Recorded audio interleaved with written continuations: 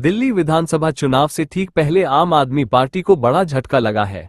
Party और दिल्ली सरकार में मंत्री पद से इस्तीफा देने के बाद कैलाश गहलोत आज बीजेपी में शामिल हो गए हैं। सोमवार सुबह बीजेपी कार्यालय पहुंचकर उन्होंने हरियाणा के पूर्व मुख्यमंत्री मनोहर लाल खट्टर और बीजेपी प्रदेश अध्यक्ष वीरेंद्र सचदेवा की अध्यक्षता में बीजेपी की सदस्यता हासिल की। बीजेपी में शामिल होने के बाद कैलाश गहलोत ने कहा कि उन्होंने यह फैसला किसी के दबाव में नहीं लिया। जिस किसी को भी यह लग रहा है कि उन्होंने पार्टी किसी दबाव में छोड़ी है, तो मैंने आज तक किसी के दबाव में कोई काम नहीं किया। आम आदमी पार्टी छोड़कर बीजेपी की मेंबरशिप ग्रहण की खट्टर साहब की प्रेजेंस में, और मैं कह सकता हूं कि मेरे लिए ये कोई आसान कदम नहीं था।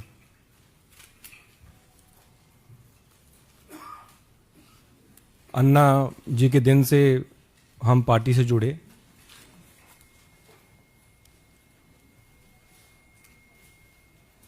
और लगातार दिल्ली वासियों के लिए काम करते आए, एज ए एमएलए भी और एज ए मिनिस्टर भी।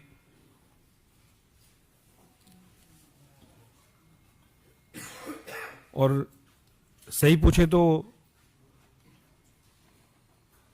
कुछ लोग सोचते होंगे कि ये ओवरनाइट कुछ डिसीजन हो गया या किसी के दबाव में ये मैंने निर्णय लिया। हर एक व्यक्ति जो ये सोच रहा है कि किसी के दबाव में मैंने निर्णय लिया, मैं ये कहना चाहता हूं कि मैंने आज तक किसी के दबाव में आके कोई काम नहीं किया, कोई काम नहीं किया। और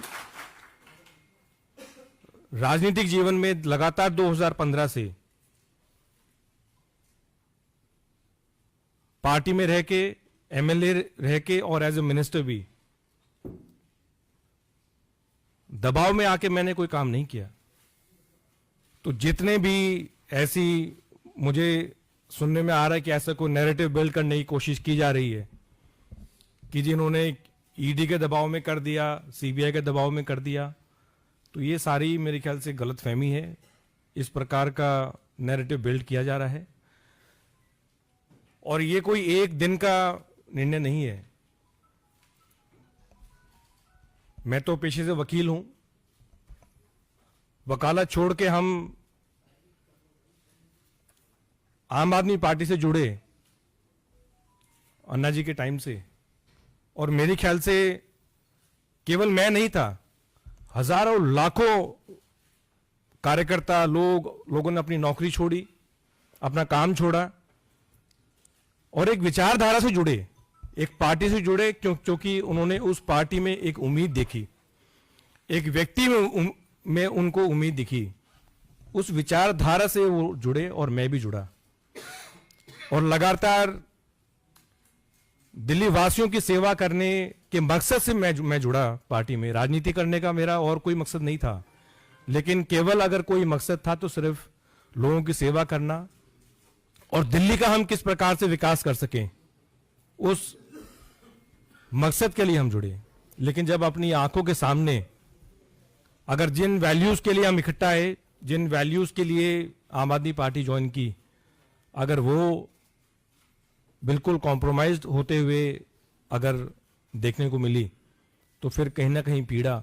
और ये मेरे शब्द हो सकते हैं, लेकिन मैं गारंटी के साथ कहता हूं कि इन शब्दों के पीछे वो लाखों हजारों कार्यकर्ताओं की आवाज है, वो भावना है कि जिस मकसद के लिए वो जुड़े थे वो आज उनको नजर नहीं आ रहा। एक आम आदमी की सेवा करने के लिए जुड़े थे, वो आम आदमी से मेरे ख्याल से सब वो लोग खास हो गए हैं। मैंने अपने पत्र के माध्यम से जो किन कारणों से मैं आम आदमी पार्टी छोड़ी, वो मैं उसके बारे में कुछ ज़्यादा नहीं कहूँगा। मैंने अपने पत्रों के माध्यम से सारी चीज़ें लिख दी हैं, लेकिन इतना ज़रूर मैं कह सकता हूँ कि अगर कोई सरकार अगर लगातार हर छोटे विषय पे, हर बड़े विषय पे अगर केंद्र सरकार के साथ पूरा समय, चाहे उसके मंत्री हैं चाहे चीफ मिनिस्टर हैं, अगर पूरा समय अगर वो लड़ाई में निकालेंगे, तो मेरे ख्याल से दिल्ली का विकास नहीं हो सकता। दिल्ली का विकास अगर हमें करना है तो अपने अच्छे संबंध बना के रखने ज़रूरी हैं।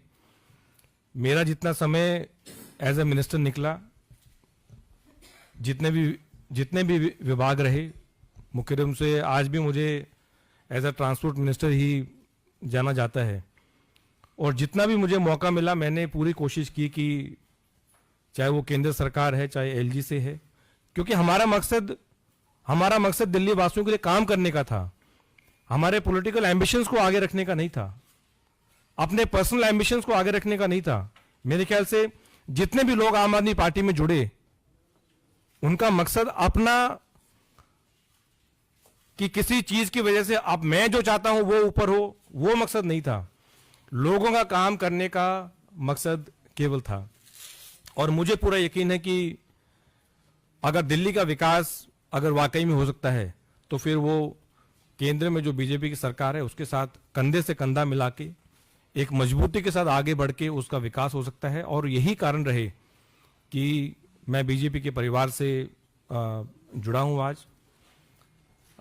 हमारे आदरणीय और सबसे लोकप्रिय प्रधानमंत्री नरेंद्र मोदी जी, उनकी जो विजन है, उनकी जो नीतियां हैं, उनके जो काम है, उनसे कहीं ना कहीं इंस्पायर होके और उनकी लीडरशिप के अंडर, और